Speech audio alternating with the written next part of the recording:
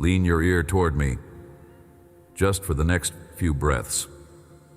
A voice has been settling into the room you are sitting in, quieter than the news on your phone, quieter than the argument still running in the back of your head, quieter than the alarm of the morning that has not yet stopped ringing inside your chest. Not the loud answer the world keeps offering. Not the dramatic reply your situation seems to demand. Not the borrowed certainty of a louder believer. A breath. An evening breeze passing through a window you forgot was open. In this moment, before these minutes together are done, allow me to teach your interior why the hush around your prayer has not been the silence of a father who has gone away. And let me set in your hand a single line I spoke in a borrowed room the evening before everything broke. A line built to give you a kind of calm the world has never been able to manufacture. Stay near. There is no rush in the room. The peace I give does not depend on the noise you are leaving behind. I see you. Your ear has been training itself for years to hear the worst sound first, and you have stopped noticing the cost of that listening. A wife sits at the kitchen table with her second coffee gone cold, her phone face down because every notification has been bringing news she did not want. She is not invisible to me. There is a father 2 doors over from her who has not heard his own thoughts in months because the volume of his household has not let any stillness land long enough to settle. A young woman has fallen asleep with earbuds in for 7 nights running because silence has begun to sound louder than the podcasts she uses to drown it. An older one keeps the television on in the next room even while he reads because the empty house since his wife passed has been roaring in a key only widows recognize. A nurse has begun flinching at the soft buzz of her pager before she has even read it. The single mother working 2 jobs hears her own name shouted across the apartment in tones she never used before she was this tired. A grandfather has begun answering questions that no one in the room actually asked because what is rattling inside his own head has grown louder than the conversation across the table. None of those rooms is hidden from me. Your body has been bracing for the next blow for so many seasons that even still rooms have started to feel suspicious, as if calm itself were a trick the world was about to take back. That bracing has not gone unobserved on my side of heaven. I'm not impatient about how long it has taken your ear to soften. Tenderness rises in me instead. A child whose nervous system has been on duty too many years does not need a louder father. That child needs a father whose voice arrives quieter than the static, on purpose, so the strained listening can finally rest. So I am turning the volume of my word down for the next minutes. Not because the word has grown smaller, because the listener has been worn thin, and a worn listener can only receive what does not add to the noise. Breathe in slowly through your nose, then release through your mouth. Just one, to begin. Notice that the exhale comes out a little raggedly the first time. That is years of half-breaths collecting at the back of the throat. Now another, slower. Let this out-breath last a little longer than the in. Your body is not being asked to perform anything. It is being asked to remember a rhythm it knew before the alarms began. That lengthening, happening on its own without your instruction, is what the body does when it senses a presence the mind had been refusing. Recognition runs deeper than analysis. Your interior has been waiting for the room to grow still enough for it to register.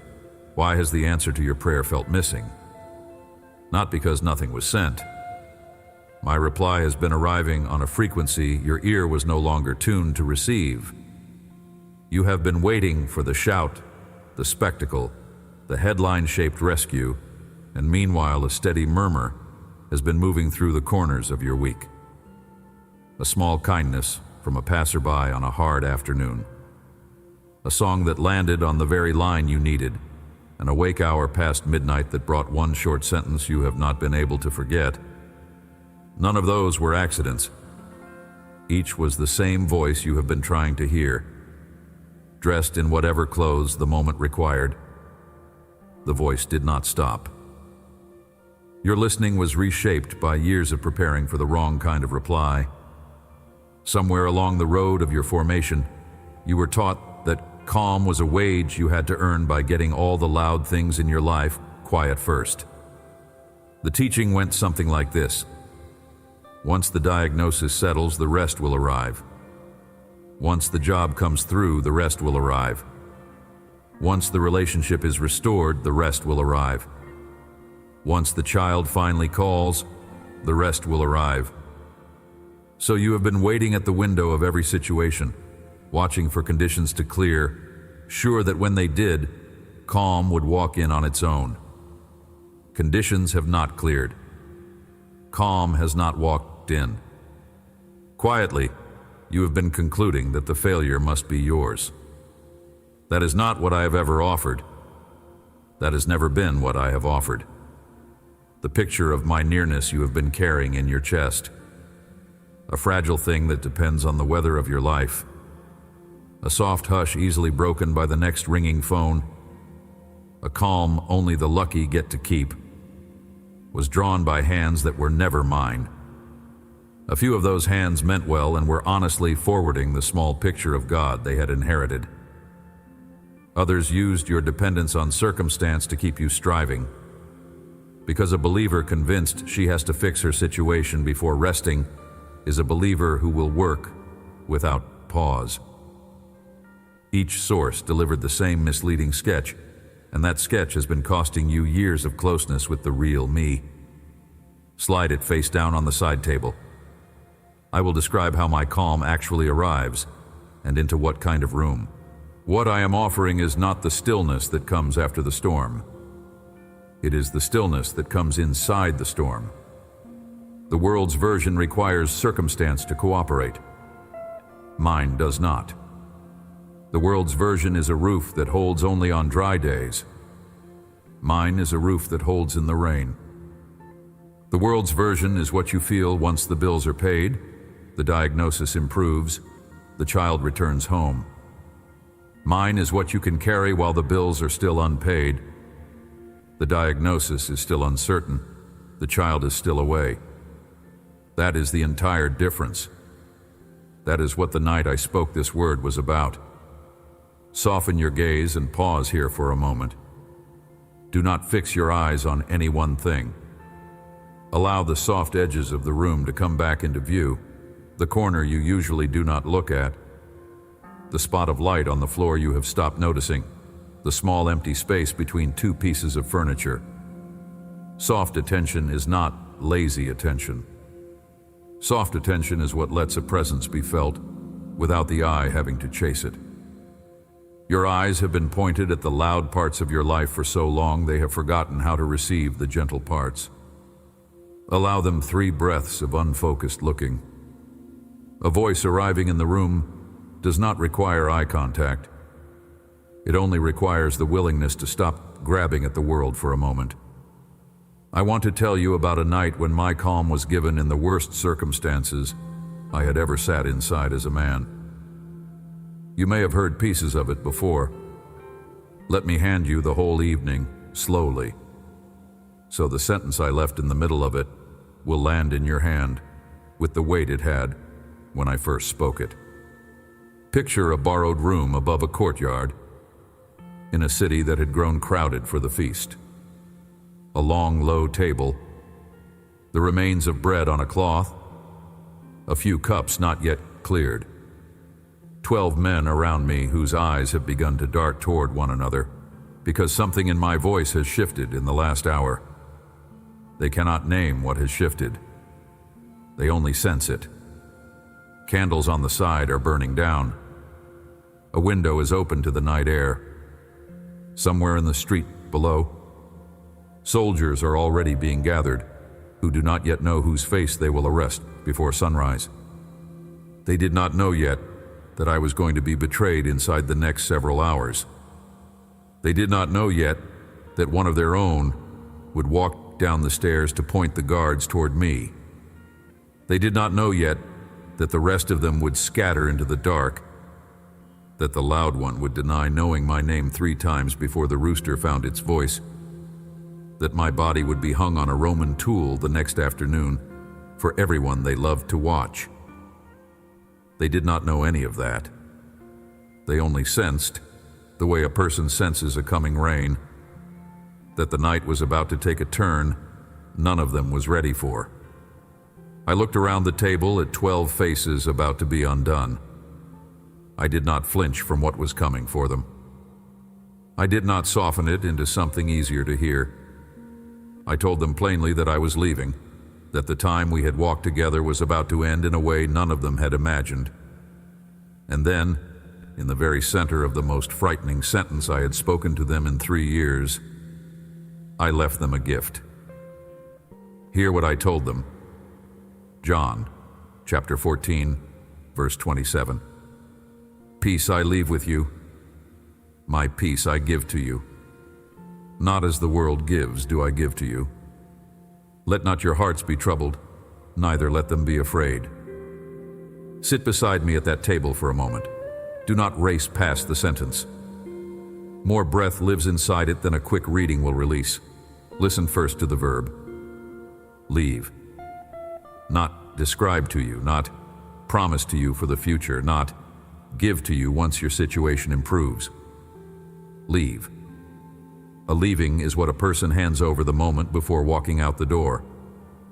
A leaving is final. A leaving is yours to keep after the giver has gone. What I was setting on that table was not a promise to be claimed later.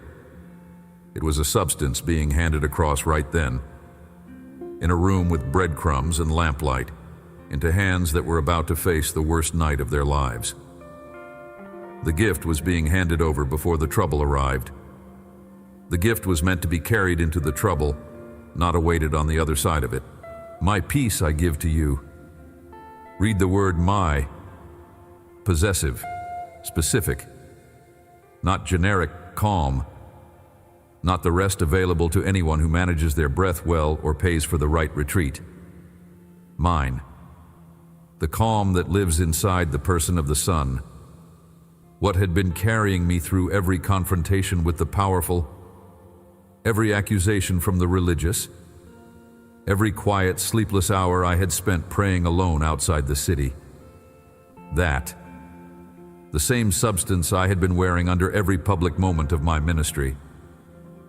I was unscrewing it from inside myself and handing it across the table to 12 men who were about to need it more than they had ever needed anything. The gift was not theoretical, it was tested. It had survived everything that had come at it. It was being given away whole. Not as the world gives do I give to you. Read those words slowly. Worldly calm is a wage paid for cooperation. Pay the bill, and you get the receipt, and the worry leaves. Solve the problem, and you earn the rest. Negotiate the right outcome, and the nervous system finally exhales. That kind of giving is transactional. It depends on conditions cooperating. The moment conditions shift, what the world handed you evaporates. Every calm the world has ever sold you has come with an expiration date stamped on it. You have known this in the quiet hours. You have made it through one storm only to discover the next storm was already at the door and your reserves were empty again. My giving is different. My giving does not depend on conditions cooperating. My giving arrives whole into a hand that is still holding the bills, still waiting for the test result, still missing the person who has not come back. Whatever you have been required to fix first in order to deserve rest, set that requirement down. What I am offering does not run on that fuel. It runs on my word, which I have been speaking over your life since before you knew the syllables of my name. Supply is fueled by the giver, not by the receiver's circumstances. As long as I am giving, the supply does not run out. Regardless of what the room looks like, let not your hearts be troubled, Hear the verb again. Not, your hearts will not be troubled. Not, the trouble will not arrive. Let not, an invitation, not a guarantee. Trouble will arrive. That very night, the disciples were going to be terrified within 18 hours. And I was not pretending otherwise. The invitation was to refuse to let trouble run the negotiation alone. You can feel the fear in your chest and still not let it govern the next decision. You can carry a worry through the day and still not let it dictate the tone you bring to the people around your table. Let not is the small daily refusal. Trouble can be at the door. You decide whether it gets the seat at the head of the table. Neither let them be afraid. The second invitation is layered into the first. Fear is allowed to visit. Fear is not allowed to settle. It can pass through your day the way a cold wind passes through a room with an open window. The invitation is to not invite the wind to take up residence, to not give it the chair beside your bed, to not let it sleep at the foot of your interior every night. Most of you have been hosting fear like a permanent guest because nobody told you you had the authority to keep it as a brief visitor instead. You do. What I left on that table is the authority. Hand the visitor its coat. Walk it gently to the door. As I once spoke softly to a tired prophet, hiding inside a cave on the side of a mountain, I was not in the wind that split the rocks. I was not in the earthquake that shook the floor. I was not in the fire that scorched the brush. I came after, in a still, small voice. He had been waiting for the spectacle. Rescue, he had assumed, would arrive at the volume of the threat. It did not. It arrived at the opposite volume. The still, small voice was the answer. That is the voice that came back into the borrowed room the night before everything broke, and that is the voice arriving in the room where you are sitting now. Look back at the promise I made when this message began. I told you the hush around your prayer has not been the silence of a father who has gone away. Here is your answer. Because no one ever taught you, in language your body could feel, that the deepest reply heaven sends to a frightened soul does not arrive on the same frequency the alarm uses. Alarms shout. My answer comes quietly. Alarms insist on certainty by morning. My answer makes friends with the not knowing. Alarms demand a verdict you can carry in your hand.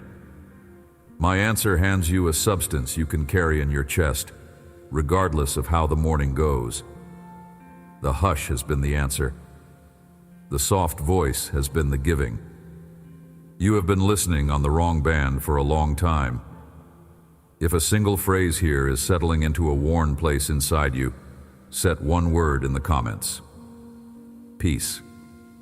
Let it serve as a quiet marker planted into the ground of a soul that finally registered a softer voice. Pinned above the video sits a small set of 7 brief letters. One greeting each of your coming mornings, dropping into your inbox the instant a quiet yes turns the latch. Take them. So here is something small to carry with you into the rhythm of the week. The next time trouble enters your room and fear begins climbing into the chair beside you, and it will, because that visitor has known your address for many seasons, pause and say one short sentence under your breath.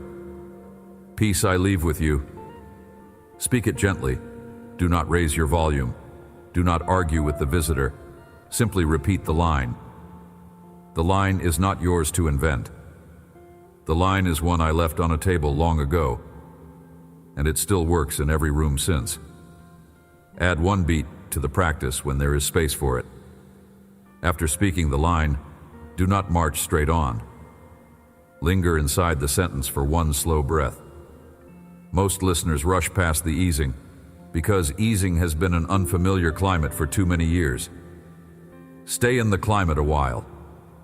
Permit your shoulders to settle into the awareness that what is being passed to you is the very steadiness the giver wore through his own most terrible evening. If it held him then, it will hold you now. A third beat, gentler than the prior two. When you notice that the trouble has actually loosened a degree or two, and it will often sooner than you expect, refuse the urge to take credit. Let a small thank you barely leave your lips, in whatever voice the room allows, one nobody else has to hear. Such a small thank you teaches your nervous system to recognize the giver the next occasion the gift arrives. Recognition matters. What I give returns more readily where it knows it will be welcomed. Your first try may pass nearly unnoticed. Your 10th might still resemble routine. A body that has been on guard for many seasons cannot release that posture in a single afternoon. By the 30th round, however, you will catch fear approaching and observe that its climb is slower than before. By round 50, you will be partway through a hard morning and recall the line from that supper before worry has occupied the entire room. By round 100, you will check your interior and find that what I gave that night has been quietly carried into rooms you did not arrange: the commute, the kitchen, the moment after the difficult phone call. The substance keeps doing what substance does. You have simply been learning to perceive it. For the one whose anxiety has been chronic enough that the medical chart now carries a diagnosis. Hear me clearly. What I am offering is not a replacement for the medicine your doctor prescribed. Chemistry I built into the human body sometimes needs a small support from outside the way. A knee sometimes needs a brace. What I am giving moves through the calm the medication creates as easily as through any other doorway. Take the pill. Pick up the gift. The two are not enemies. They have always been allowed to work in the same room. For the one whose household has been loud in ways that have nothing to do with volume, a partner who has gone silent, a teenager who slams the door, a parent whose disappointment fills the room without a single word being spoken, hear this too. What I gave in that supper can sit at the kitchen table with you, while the household stays exactly as loud as it has been. You do not have to wait for the others to soften before the gift lands in your seat. It is yours individually first. As your chair grows quieter, the others will slowly register the change. But the registering is theirs to do, and theirs to take whatever time it takes. Your seat is the only one you can settle. Settle it. The household will reorganize itself slowly around the new quiet. If your trouble is economic, bills that do not add up, a job that may not survive the quarter, an industry shifting under your feet faster than you can retrain, hear this also. I am not promising the math will fix itself by the weekend. I am promising that what I gave is available inside math that is not yet resolved.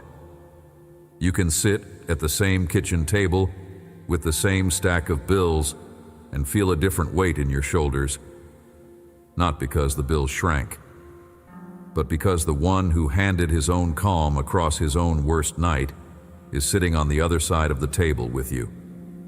Pass the worry across. He has been waiting for you to set it down so he can pick it up. A word also for the one whose body has been waking before the sun, with the heart already racing before there is anything in the room to race about. Your nervous system learned that habit because, in some earlier season, the vigilance was genuinely necessary. The habit has outlasted the danger that built it. I am gentle with the habit. I am not asking you to scold the body for keeping its old promise. I am asking the body, in a softer voice than the alarm it carries, whether it would consider trusting me to do the watching for one breath, then the next. Retraining is slow. Retraining is real. I am the patient kind of teacher.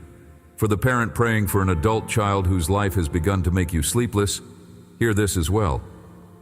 What I left at that supper can be carried by you on behalf of the child who has not yet learned to carry it themselves. Your prayer for them does not return empty, even when their circumstances look unchanged. What you receive in your chair is one of the channels through which the gift eventually reaches theirs. Steady your seat. The young one is being guarded by a watch that does not sleep, and your own settled chair is part of the architecture of that watch. To the one whose grief has been long enough that other people have stopped asking how it is going, hear me. What I am offering does not require your grief to end first. Grief and rest can occupy the same chest. You can weep and be held in the same hour. The two are not in competition. Many of my most loved sons and daughters across the centuries learned this exact gift precisely because grief had hollowed out enough room inside them for it to land. The hollowness was not a defeat. It was the cup that finally had space to be filled. Hear one more word for a listener currently moving through a chapter of unusual ease.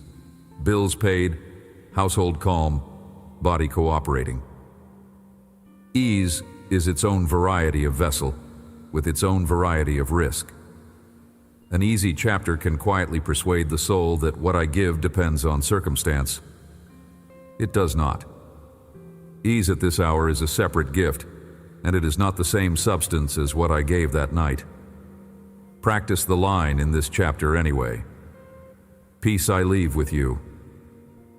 Practicing in the calm hour trains the muscle that must know the line in the loud hour, eventually coming for everyone. The gift itself travels. Take it with you into changing weather. Repeat the mantra one more time as a friend leaves a true sentence at the doorway on the way back out into the evening. The peace I give does not depend on the noise you are leaving behind. Carry it into the corners of your coming days the way someone carries a small lamp down a long hallway. Murmur it at the red light. Press it gently against your sternum when the news lands wrong. Speak it under your breath when the household grows loud and your own chair starts to wobble. It stays true whether or not your senses can confirm it in the moment. A gift handed at that supper does not require your verification. A substance handed by the sun does not require your supervision. Both have been mine to give, and mine to give means given for keeps. Draw one more slow breath in through the nose. Hold for a heartbeat at the crest. Send it back out through the mouth, drawing the exhale longer than the inhale. A long exhale signals to your body that no blow is incoming. It tells your ribs that the one who handed his own steadiness across his own most terrible evening has not vacated his seat. A long exhale is perhaps the smallest amen any body can offer, and it reaches heaven with the same fullness as any spoken prayer has ever carried. A pair of those breaths will return you, kindly, into the rest of the hours you stepped out of when you settled in to listen. You will be a little different walking back. Your surroundings will be the same. The gift will be the same. Only your chest, returning, will have grown softer, because it will at last have recognized what was being handed over all along. Amen. Should anything here have settled where the bracing has been loudest, a small set of 7 brief letters is already prepared in the pinned spot below. One greeting each of your coming mornings, delivered the instant a quiet consent lifts the gate. Take them. Forward this to someone whose ear has been straining for an answer at the wrong volume. Tap subscribe so the next word reaches your feed before the old alarm starts to talk first. What I left on that supper table was never meant to be received alone.